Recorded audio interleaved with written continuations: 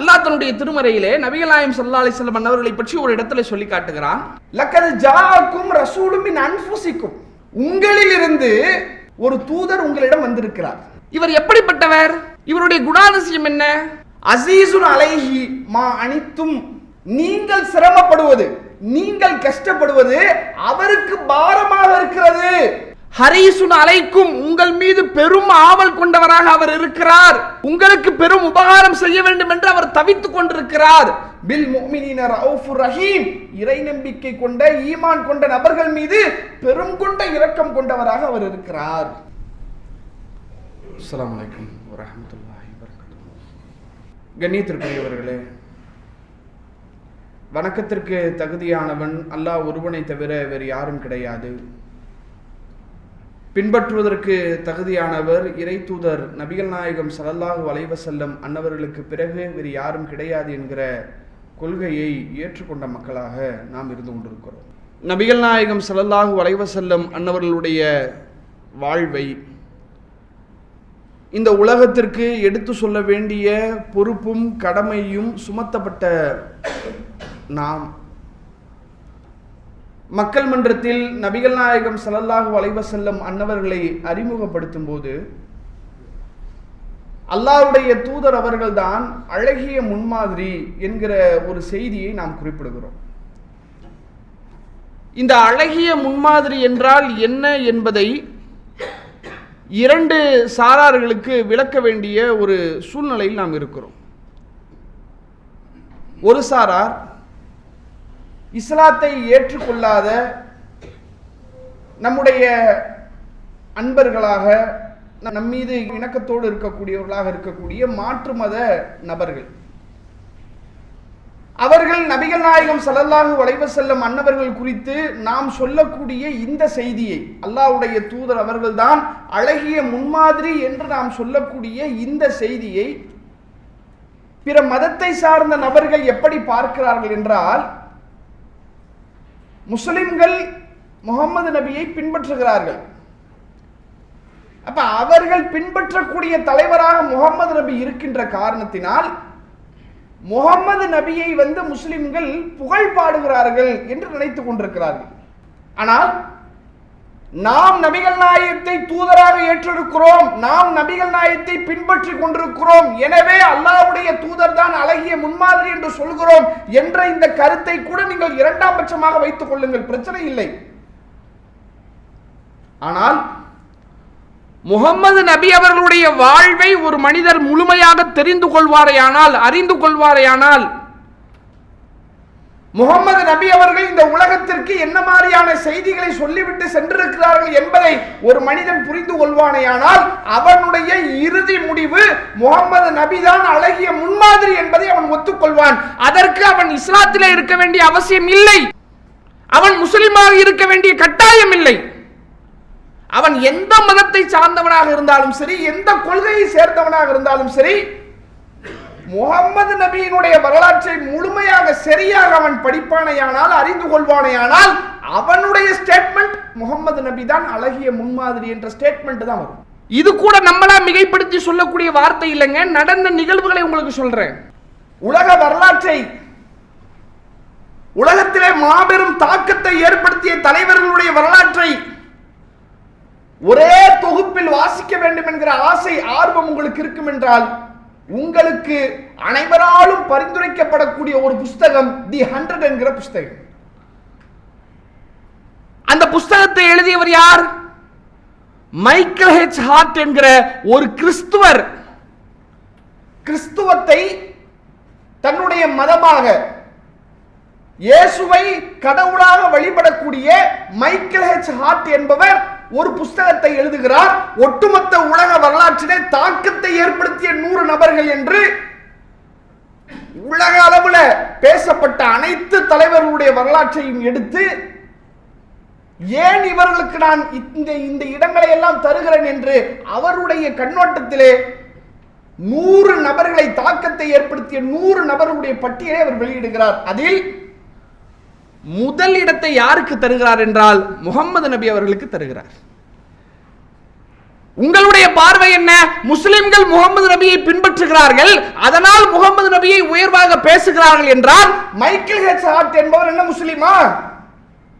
அவர் இஸ்லாத்தை சார்ந்தவரா? அவர் ஒரு கிறிஸ்தவர், இயேசுவை வழிபடக்கூடியவர். நல்ல பாருங்க, முகமது நபிக்கு முதலிடத்தை கொடுத்து விட்டு இயேசுவுக்கு 3வது இடத்தை கொடுத்திருக்கிறார்.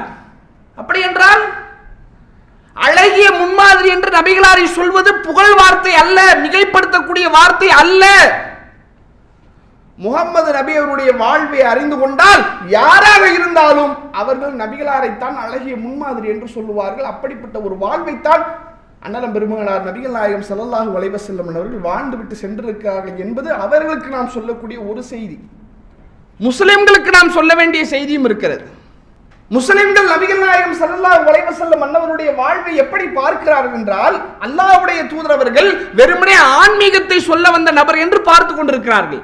எப்படி தொழுகணும், எப்படி நோன்பு வைக்கணும், எப்படி ஜக்காத்து கொடுக்கணும், எப்படி ஹஜ் உம்ராக்கு போகணும், இது மாதிரி மார்க்கத்தினுடைய வணக்க வழிபாடுகள் இருக்குல்ல, இதை சொல்லித்தர வந்தவர் தான் தூதர். இவருடைய போதனைகள், இவருடைய நடைமுறைகள், இவருடைய சொல் செயல் அனைத்திலும் மார்க்கத்தினுடைய உபதேசத்தை மாத்திரம்தான் நம்மால் பெற முடியும் என்ற புரிதலில் முஸ்லிம்கள் பலர் இருக்கிறார்கள், சிலர் அல்ல பலர். அதன் விளைவு என்ன தெரியுமா? நபிகள் நாயகம் ஸல்லல்லாஹு அலைஹி வஸல்லம் அன்னவர்கள் வியாபாரத்திலே நேர்மையாக, உண்மையாக, சரியாக இருக்க வேண்டும் என்று சொன்னார்களே, அந்த வார்த்தையை இவரிடத்திலே பார்க்க முடியாது. ஏன்? அப்ப இவன் என்ன புரிஞ்சு வச்சிருக்கிறானா, முகமது நபியினுடைய வாழ்க்கை என்பது வெறுமனே வணக்க வழிபாடுகளோடு ஆன்மீகத்தோடு நின்றுவிட்ட ஒன்று என்று முஸ்லிம்கள் புரிந்திருக்கிறார்கள். கிடையாது. ஒரு மனித வாழ்வே அவன் சந்திக்கக்கூடிய அனைத்து சூழல்களிலும் அண்ணலம் பெருமானார் நபிகள் நாயகம் ஸல்லல்லாஹு அலைஹி வஸல்லம் அன்னவரிடத்தே முன்மாதிரி இருக்கிறது. உன் வாழ்க்கையில சந்திக்கக்கூடிய குடும்பமா, அதில் முன்மாதிரி. அரசியலா, அதில் முன்மாதிரி. நிர்வாகமா, அதில் முன்மாதிரி. சகோதரத்துவமா, அதில் முன்மாதிரி. வியாபாரமா, அதில் முன்மாதிரி. நீ என்னென்ன உன்னுடைய வாழ்க்கையில சந்திக்கிறாயோ அனைத்து பக்கங்களுக்கும் அல்லாஹ்வுடைய தூதரிடத்தில் முன்மாதிரி இருக்கிறது. இந்த பார்வை முஸ்லிம்களுக்கே இல்லையே. அவன் அப்படி பார்க்கலையே ரசூலுல்லாஹ்வை. போர்க்களத்தினுடைய தளபதி அல்லாஹ்வுடைய தூதர் அவர்கள். போர்க்களத்தின் தளபதி ரசூலுல்லாஹ். ஒரு வல்லரசு நாட்டினுடைய அதிபதிங்க அல்லாஹ்வுடைய தூதரவங்க. சாதாரண ஒரு நபருடைய வாழ்க்கை கிடையாது, சரித்திரம் அதெல்லாம். அப்படிப்பட்ட ஒரு நபருடைய வாழ்க்கையை பற்றித்தான் அல்லாஹ் ரப்புல் ஆலமீன் தன்னுடைய திருமறையிலே சொல்லி காட்டுகிறான். லக்கது கான லக்கும் ஃபீ ரசூலில்லாஹி உஸ்வத்துன் ஹஸனா லிமன் கான யர்ஜுல்லாஹ வல் யௌமல் ஆகிரா.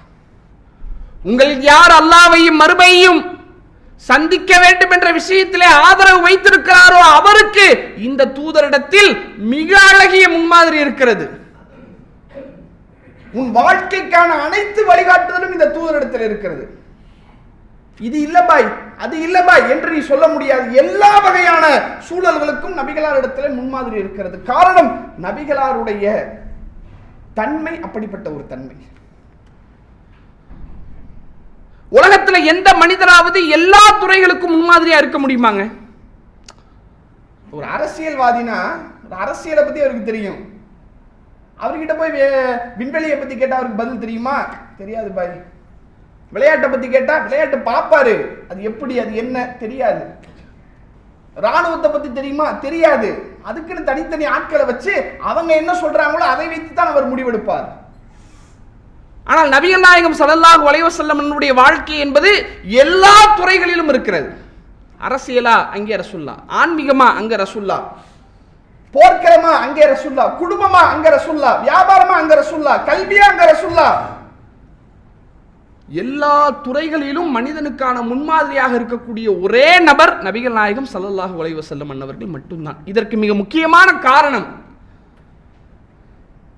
எப்படி நபிகளாரால் இப்படி பரிணமித்து நிற்க முடிகிறது என்றால் அதற்கு மிக முக்கியமான அடிப்படையான ஒரு காரணம் நபிகள் நாயகம் ஸல்லல்லாஹு அலைஹி வஸல்லம் அவர்களுடைய கேரக்டர்ஸ். நபிகளாருடைய குணாதிசயங்கள், கேரக்டர்ஸ். அந்த குணங்கள் தான் இப்படி பல வகையிலே நபிகள் நாயகம் ஸல்லல்லாஹு அலைஹி வஸல்லம் அவர்கள் பரிணமித்து நிற்பதற்கு அடிப்படை காரணம். அல்லாஹ் தன்னுடைய திருமறையிலே நபிகள் நாயகம் ஸல்லல்லாஹு அலைஹி வஸல்லம் அவர்களை பற்றி ஒரு இடத்துல சொல்லி காட்டுகிறான். லக்கத் ஜாஅக்கும் ரசூலும் மின் அன்ஃபுசிக்கும், உங்களிலிருந்து ஒரு தூதர் உங்களிடம் வந்திருக்கிறார். உங்களுக்கென்று ஒரு தூதர் வந்திருக்கிறார். இவர் எப்படிப்பட்டவர்?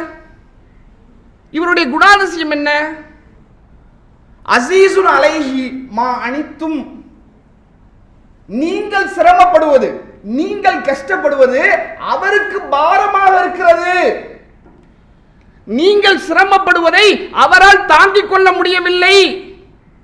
ஹரீசுன் அலைக்கும், உங்கள் மீது பெரும் ஆவல் கொண்டவராக அவர் இருக்கிறார். உங்களுக்கு பெரும் உபகாரம் செய்ய வேண்டும் என்று அவர் தவித்துக் கொண்டிருக்கிறார். பில் முஃமினீன ரவுஃபுர் ரஹீம், இறை நம்பிக்கை கொண்ட ஈமான் கொண்ட நபர்கள் மீது பெரும் கொண்ட இரக்கம் கொண்டவராக அவர் இருக்கிறார். ரசூலுல்லாஹ் எப்படிப்பட்டவங்கன்னா, உனக்கு ஏதாவது ஒரு நல்லது செஞ்சிட முடியாத என்று தவிச்சுக்கிட்டு இருக்கிறாங்க. உனக்கு ஏதேனும் ஒரு கஷ்டம் இருக்குன்னா, நீ கஷ்டப்படுறத பார்த்து அவரால் தாங்கிக் கொள்ள முடியவில்லை, உனக்கு ஏதாவது உதவி செய்ய முடியாத என்று தவிக்கிறார். சகோதரர்களே, கொஞ்சம் ஆழமா நீங்க யோசிச்சு பாருங்க. இந்த ஒரு தன்மை இருக்குல்லங்க, நாம கஷ்டப்படுறத பார்த்து இன்னொருத்தவங்க தவிக்கிறாங்கன்னா, இந்த உலகத்துல அந்த மாதிரியான ஒரு சூழ்நிலையில், அந்த மாதிரியான ஒரு சந்தர்ப்பத்தில் யார் இருப்பாங்கன்னா, கண்டிப்பாக நம்முடைய பெற்றோர்கள் இருப்பாங்க. நம்ம சின்ன பிள்ளையில நம்ம இருக்கும்போது அப்படிதானங்க இருந்தாங்க. இப்ப நம்மளும் அப்படிதானங்க இருக்கிறோம். வெளியிலிருந்து பார்க்கிறவங்களுக்கு புள்ள அழுவுறது மட்டும்தான் தெரியும். ஆனா அந்த தாய்க்கு தான் தெரியும், இந்த புள்ள ஏன் அழுவுது, அதுக்கு பசிக்குதா, இல்ல தாயை தேடுதா, இல்ல அதுக்கு விளையாடணுமா, அதுக்கு என்ன தேவை. அது அழுவுறது வெளியில இருந்து பார்க்கல, என்ன ஒரே அழுதுகிட்டே இருக்கு, இதுதான் தெரியும். அந்த தாய்க்கு தான் தெரியுது ஏன் அழுவுது, பசியோடு அழுவுதா, அல்லது அந்த பிள்ளைக்கு எதுவும் பிரச்சனையா, இல்ல புள்ள என்ன தேடுதா என்பதெல்லாம் அந்த தாய்க்கு மட்டும்தான் தெரியும். ஏன் அப்படி தெரியுது? அந்த தாய்க்கும் பிள்ளைக்குமான அந்த உறவு அவ்வளவு நெருக்கமானது, இறுக்கமானது. அப்படிலாம் இருந்தாதான் இவருக்கு என்ன தேவை, இவருக்கு என்ன தேவை என்பதை உணர்ந்து கொள்ள முடியும். நபிகள் நாயகம் ஸல்லல்லாஹு அலைஹி வஸல்லம் அவர்கள் ஏறத்தாழ இந்த ஒரு பந்தத்தில் இருந்திருக்காங்க. ஒரு தாய் எப்படி தன்னுடைய பிள்ளையை பார்ப்பாங்க, அந்த மாதிரி தான் அல்லாஹ்வுடைய தூதர் அவர்கள் தன்னோடு வாழ்ந்த நபர்களை எல்லாம் அப்படிதான் பார்க்குறாங்க. இவருக்கு என்ன தேவை, அவருக்கு என்ன தேவை, அவருக்கு என்ன தேவை, இவருக்கு நான் என்ன செய்யணும், அவருக்கு நான் என்ன செய்யணும், இப்படியே யோசித்துக் கொண்டே இருக்கிறார்கள் நபிகள் நாயகம் ஸல்லல்லாஹு அலைஹி வஸல்லம் அவர்கள். ஒரு மனிதர் நபிகள் நாயகம் ஸல்லல்லாஹு அலைஹி வஸல்லம் மன்னவரிடத்தில் வந்து, அல்லாஹ்வுடைய தூதரே, எனக்கு இது தேவைப்படுகிறது, எனக்கு இதை நீங்கள் தாருங்கள், எனக்கு இந்த உதவியை நீங்கள் செய்யுங்கள் என்று நபிகளாரிடத்தில் கேட்கப்பட்டால் அல்லாஹ்வுடைய தூதர்கள் மறுக்க மாட்டார்கள், இல்லை என்று சொல்ல மாட்டார்கள். அது நபிகளாருடைய சுவாபம், அதை விட்டுருங்க. ஹதீஸ்கள்ல பார்க்கிறோம், சுப்ஹானல்லாஹ், அல்லாஹ்வுடைய தூதரிடத்திலே கேட்காமலே உதவியை கேட்டு செய்யறது வேறங்க. எனக்கு ஒரு தேவை இருக்கு, என்னுடைய தேவையை நான் சொல்றேன், இந்த மாதிரி ஒரு சிரமத்தில் இருக்கிறேன், இந்த மாதிரி ஒரு சூழ்நிலையில் இருக்கிறேன், எனக்கு நீங்க உதவி செய்வீங்க என்று தன்னுடைய கஷ்டத்தை சொல்லி, தன்னுடைய சிரமத்தை சொல்லி உதவி தேடுவது என்பது வேற. நபிகளார் எப்படி இருந்திருக்கிறாங்கன்னா, நீ ரசூலுல்லாஹ்விடத்துல சொல்லவே வேணாம், உன்னை பார்த்தாலே ரசூலுல்லாஹ்வுக்கு தெரிஞ்சிடும் உனக்கு இதுதான் தேவை. இதெல்லாம் பெரும் ஆச்சரியங்க. இது எப்ப தெரியும்? பல நாட்கள் அவரோடு வாழ்ந்து பழகி இருந்தாதான், அவருடைய சூழ்நிலையெல்லாம் தெரிஞ்சாதான் இந்த மாதிரியான ஒரு காரியத்தை கையில் எடுக்க முடியும். அப்படிப்பட்ட ஒரு தன்மை உடையவராக நபிகள் நாயகம் ஸல்லல்லாஹு அலைஹி வஸல்லம் அவர்கள் இருந்திருக்கிறார். யார்கிட்ட அப்படி இருந்தாங்க? ரசூலுல்லாஹ்வுடைய நெருங்கிய உறவினர்களிடத்துல, நெருங்கிய நண்பர்களிடத்துல, சொந்தக்காரங்க கிட்ட இல்லையா, தன்னுடைய மனைவி இடத்துல, தன்னுடைய குழந்தைகள் இடத்துல இல்லை, யார் என்றே தெரியாத நபர்களிடத்திலும் அல்லாஹ்வுடைய தூதர்கள் இப்படித்தான் பழகி இருக்கிறார். ஆச்சரியமான செய்தி பாருங்க, சஹீஹுல் புகாரியில் இடம்பெறுகிறது. ஒரு சந்தர்ப்பத்தில் அல்லாஹ்வுடைய தூதர் அவங்க என்ன செய்யறாங்கன்னா, ஒரு யுத்த காலத்தை முடிச்சுட்டு வந்துகிட்டு இருக்கிறாங்க. வர வழியில தூரத்தில் என்ன செய்யுதுன்னா, ஒரு நபர் வந்து என்ன செய்யறாரு, ஒட்டகத்துக்கு கீழே நின்றுக்கிட்டு அந்த ஒட்டகத்தை கிளப்பிக்கிட்டு இருக்கிறாரு. ஒட்டகம் உட்கார்ந்துருச்சு, எந்திரிக்க மாட்டேங்குது. அப்ப அந்த நேரத்தில் அவர் என்ன செய்யறாருன்னா, இந்த ஒட்டகத்தை எப்படி கிளப்புறதுன்னு தெரியாம அப்படியே முழிச்சுக்கிட்டு சிரமப்பட்டு நிற்கிறார். ரசூலுல்லாஹ் என்ன செய்யறாங்க, இங்கேருந்து பார்க்குறாங்க. பார்த்துட்டு ரசூலுல்லாஹ் வந்து அது இவராக தான் இருக்கும் அப்படிங்கிற மாதிரி கெஸ் பண்ணி ரசூலுல்லாஹ் வந்து இங்கேருந்து கேட்குறாங்க, எப்பா அங்கே நிற்கிறது யாரு, ஜாபிரா அப்படின்னு கேட்குறாங்க. தூரத்தில் ஒரு ஒட்டகத்துக்கு கீழே உட்காந்து கிளப்பிக்கிட்டு இருக்காருலங்க. ரசூலா இங்கேருந்து பார்த்து கேட்குறாங்க, எப்ப அங்க நிக்கிறது யாரு? ஜாபீர் ரலியல்லாஹு அன்ஹு கேட்குறாங்க. அப்ப அங்க இருந்து பதில் வருது, அல்லாஹ்வுடைய தூதரே நான் ஜாபீர் தான், நான் தான் நின்றுகிட்டு இருக்கிறேன். அப்படியா, சரி அப்படின்னு சொல்லிட்டு ரசூலா என்ன செய்யறாங்க கிட்ட, ஏன்னா போர்க்களத்தை முடிச்சுட்டு வராங்க, எதிரிகளா கூட இருக்கலாம்ல, ஒரு சிக்கலான ஒரு களம் இருந்தாலும் ரசூலா என்ன பண்றாங்க, நிதானமாக யாருன்னு கேட்டுட்டு இடத்துக்கு கிட்டக்க போயிடுறாங்க. போய் கேட்குறாங்க, ஜாபீரே என்னப்பா ஆச்சு? அல்லாஹ்வுடைய தூதரே ஒட்டகம் உட்கார்ந்துருச்சு, என்னால் இதை கிளப்பவே முடியல, என்ன செய்யறதுன்னு எனக்கு தெரியல அப்படின்னு சொன்ன உடனே அல்லாஹ்வுடைய தூதர் அவங்க சொல்றாங்க, இல்லப்பா நீ இப்படி பண்றியா, இது இப்படி பண்ணக்கூடாதுப்பா, இந்த மாதிரி செய்யணும் என்று அல்லாஹ்வுடைய தூதர் அவங்க என்ன செய்யறாங்கன்னா, அந்த ஒரு நேக்கா ஒரு குத்தணும், அது குத்தி என்ன செய்யறாங்க, அந்த ஒட்டகத்தை அல்லாஹ்வுடைய தூதர் அவங்க கிளப்பி நிக்க வச்சிடறாங்க. இவரும் ஏறி உட்கார்ந்துடுறாரு, ரசூலுல்லாஹும் தன்னுடைய ஒட்டகத்துல உட்காந்துக்கிட்டு பேசிக்கிட்டே வராங்க. இப்படி பேரலாரா 2 பேரும் வந்துகிட்டே இருக்கிறாங்க. வந்துகிட்டே இருக்கும்போது இப்ப ஜாபீர் ரலியல்லாஹு அன்ஹு அவரிடத்துல ரசூலுல்லாஹ் உரையாடக்கூடிய அந்த உரையாடல், அதுக்கு முன்னாடி இந்த ஜாபீர் என்பவர் யார் என்பதை நீங்க தெரிஞ்சுக்கணும். இந்த ஜாபீர் ரலியல்லாஹு அன்ஹு அவருடைய குடும்ப பின்புலம் எப்படி இருக்குன்னா, கிட்டத்தட்ட ஒரு 8 சகோதரிகள் அவருக்கு இருக்கிறாங்க. இவர் தான் முதல் புள்ள, 8 சகோதரிகள், பெண் பிள்ளைகள். இவருடைய தந்தை உஹதுடைய யுத்த களத்திலே கொல்லப்படுகிறார், ஷஹீதாக்கப்படுகிறார். இந்த தந்தைக்கு பெரும் கடன் சுமை இருக்கிறது. அந்த சுமை தற்போது ஜாபீர் ரலியல்லாஹு அன்ஹு அவருடைய முதுகுகளின் மீது வந்துவிட்டது. ஒரு பக்கம் கடன், ஒரு பக்கம் 8 சகோதரிகள், அவங்களுக்கு திருமணம் செய்யணும், அவங்கள பராமரிக்கணும், அவங்களுக்கான உபகாரத்தை செய்யணும், தந்தையினுடைய கடனை அடைக்கணும், பெரிய லெவல்ல வியாபாரம் கிடையாது. என்ன இந்த மாதிரியான ஒரு நெருக்கடியான ஒரு சூழ்நிலையிலே ஜாபீர் இருக்கிறார்கள். இதுதான் அவருடைய பேக்ரவுண்ட். சரியா? இப்ப ரசூலுல்லாஹ் என்ன செய்யறாங்க, ஜாபீர் ரலியல்லாஹு அன்ஹு பேசிக்கிட்டே வராங்க. அப்ப ரசூலுல்லாஹ் கேட்கிறாங்க, ஜாபீரே உனக்கு என்னப்பா கல்யாணம் ஆயிருச்சா அப்படின்னு ரசூலுல்லாஹ் கேட்கிறாங்க. அது தெரியும், அதை கல்யாணம் முடிச்ச புதுசுல அது அந்த மாப்பிள்ளைங்களை பார்த்தாலே எப்படி இருக்கும், முகம் அப்படி பிரகாசமா பல்பு போட்ட மாதிரி பளிச்சுன்னு இருக்கும். அதை பார்த்தாலும் நம்ம கண்டுபிடிச்சிடலாம், ஓகே புது மாப்பிள்ளை அப்படின்னு. அப்ப ரசூலுல்லாஹ் என்ன செய்யறாங்கன்னா அவர் இடத்துல கேட்கறாங்க, ஜாபீரே உனக்கு கல்யாணம் ஆயிடுச்சு. எப்படி ரசூலுல்லாஹ் நுணுக்கமா நோட்டீஸ் பண்றாங்க பாருங்க, உனக்கு கல்யாணம் ஆயிடுச்சா அப்படின்னு கேட்கறாங்க. அப்ப அவர் சொல்றாரு, ஆமா அல்லாஹ்வுடைய தூதரே, இதுல இன்னொன்னும் இருக்குது. என்ன, அவர் கல்யாணம் முடிச்சிருக்கிறாரு, அந்த மேட்டர் ரசூலுல்லாஹ்வுக்கு தெரியல, ரசூலுல்லாஹ்வுக்கு தெரியாமலே என்ன பண்ணி இருக்கிறாரு, அவர் கல்யாணம் முடிச்சிருக்கு, இது ஒரு விஷயம். அவர் சொல்றாரு, ஆமா அல்லாஹ்வுடைய தூதரே. சரிப்பா, யாரை கல்யாணம் முடிச்ச? ஒரு கன்னி பெண்ணையா அல்லது ஒரு விதவை பெண்ணையா அப்படிங்கிற சொல்ல கேட்குறாங்க. அவர் சொல்றாரு, அல்லாஹ்வுடைய தூதரே, நான் ஒரு விதவை பெண்ணை தான் கல்யாணம் முடிச்சு, ஏற்கனவே கல்யாணமாகி கணவர் இறந்த ஒரு பெண்ணை தான் நான் கல்யாணம் முடிச்சிருக்கிறேன் அப்படின்னு சொல்றாரு. அப்ப ரசூலுல்லாஹ் கேட்குறாங்க, ஏன்பா நீ நல்ல இளைஞனா தானே இருக்கிற, ஒரு கன்னி பெண்ணை நீ திருமணம் முடிச்சிருந்தா நீங்க நல்ல சந்தோஷமா இருந்திருக்கலாமே, ஏன் ஒரு விதவை பெண்ணை ஏன் நீ கல்யாணம் முடிச்ச அப்படின்னு ரசூலுல்லாஹ் கேட்குறாங்க. அப்ப ஜாபீர் ரலியல்லாஹு அன்ஹு சொல்றாங்க, அல்லாஹ்வின் தூதரே, எனக்கு 8 சகோதரிகள் இருக்கிறாங்க, என் தந்தையோ இறந்து விட்டார். இப்ப நான் ஒரு கன்னி பெண்ணை கல்யாணம் முடிச்சேன்னு சொன்னா என்னுடைய சகோதரிகளை யார் பாப்பா, யார் பராமரிப்பா? என்னை நம்பிதானே என்னுடைய தந்தை, அவர் இந்த 8 பெண் பிள்ளைகளை விட்டுட்டு ஒருத்தர் யுத்த களத்துக்கு போறாருன்னா அது எவ்வளவு பெரிய விஷயங்க. வீட்டுல பொம்பளை பிள்ளைய வச்சுக்கிட்டு வெளியே போறதுக்கு மனுஷன் எவ்வளவு பயப்படுவான். 8 பெண் குழந்தைகள் இருக்காங்க, இருந்தாலும் என்னை நம்பி என்னுடைய தந்தை விட்டுட்டு போர்க்களத்துல போய் இறந்துட்டாரு. இப்ப அவங்கள நான் தானே பார்த்துக்கணும், நான் தானே அதுக்கான பொறுப்பு. என்னால எப்படி ஒரு கன்னி பெண்ணை திருமணம் செய்ய முடியும்? எனவே தான் ஒரு விதவை பெண்ணை திருமணம் செஞ்சேன் அல்லாஹ்வுடைய தூதர் அப்படின்னு சொன்ன உடனே ரசூலுல்லாஹ் சொல்றாங்க, அல்லாஹ் உனக்கு பரக்கத் செய்வான்ப்பா, கவலைப்படாத.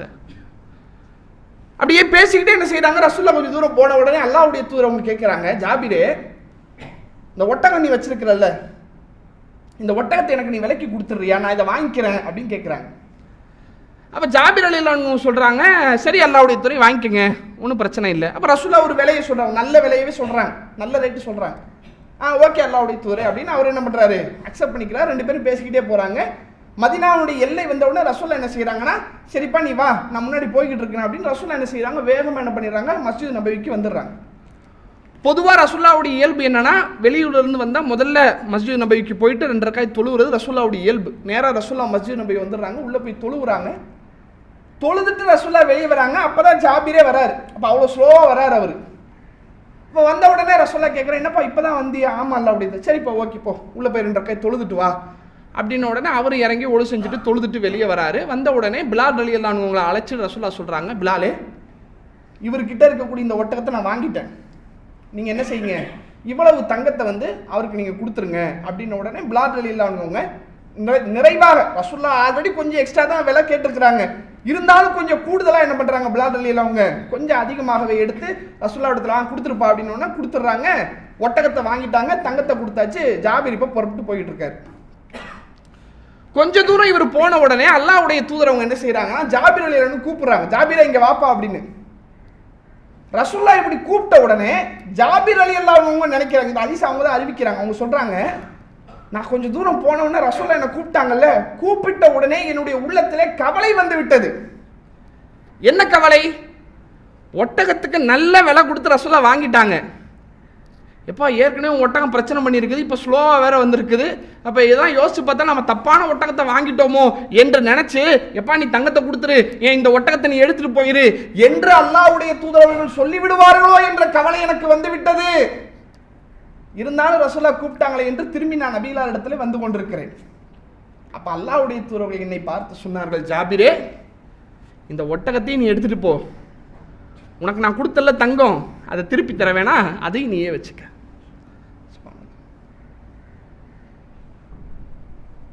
ஏன் ரசூலுல்லாஹ் இலவசமா கொடுக்கல? இலவசமா கொடுக்க வேண்டியதானே, அன்பளிப்பா கொடுக்க வேண்டிய, ஏன் ரசூலுல்லாஹ் அப்படி கொடுக்கல? அன்பளிப்பா கொடுத்தா அது அவருடைய தன்மானத்திற்கு ஒரு இழுக்காக வந்துடும். கஷ்டத்தில் இருக்கும் போல, நம்ம சிரமத்தில் இருக்கிறோம் போல, நம்மளே ஒரு கையேறு நிலைமையில இருக்கிறோம் போல, நம்மளை பார்த்து ரசூலுல்லாஹ் பரிதாபப்பட்டு இறக்கப்பட்டு கருணைப்பட்டு போற வர மிஸ்கின்களுக்கெல்லாம் எப்படி ரசூலுல்லாஹ் உதவி செய்யறாங்களோ அது மாதிரி ரசூலுல்லாஹ் எனக்கு உதவி செஞ்சிட்டாங்க என்ற எண்ணம் அவருக்கு வந்து விடக்கூடாது. அவருக்கு அந்த எண்ணம் வந்துடக்கூடாது. அப்படிங்கிறதுக்காக ரசூலுல்லாஹ் என்ன பண்றாங்கன்னா ஒட்டகத்தை வாங்குற மாதிரி வாங்கி கொடுக்குற மாதிரி கொடுத்து. ஏங்க இது ஒரு சாதாரண ஒரு சம்பவம் இல்லைங்க. ஒரு மனிதர் மீது பெரும் கொண்ட அன்பு இருந்தா மட்டும்தாங்க இது சாத்தியம். நம்மிடத்துல எத்தனையோ நண்பர்கள் இருப்பாங்க, சில நண்பர்கள் மீது நமக்கு ஒரு தனி அன்பு இருக்கும், பிரியம் இருக்கும். அவன் கஷ்டத்தை நம்ம கிட்ட சொல்ல வேணாம், அவன் கஷ்டப்படுறான் நமக்கு தெரிஞ்சாலே நம்மளே வாண்டடா போய் உதவி செய்வோம். ஏன்? அவன் மீது இருக்கக்கூடிய பிரியம், அன்பு. நம்ம வைக்கக்கூடிய அன்பு கூட ஓரளவுக்கு சுயநலமுடையது. ஏன்?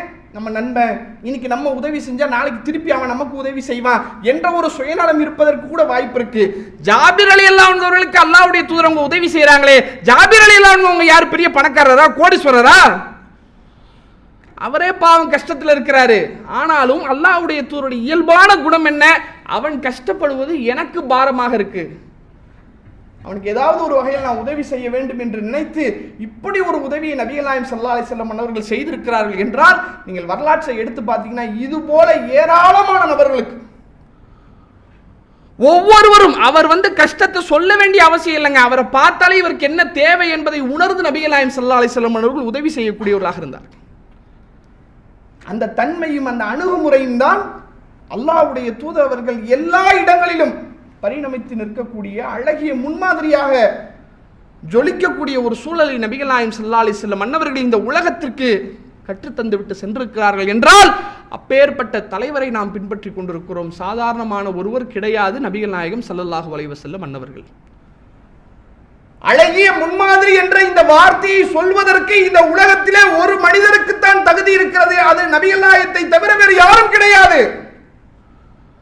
நபிகள் நாயகத்தை போல அழகிய முன்மாதிரியாக வருவதற்கு இந்த உலகத்திலே எந்த மனிதனும் கிடையாது.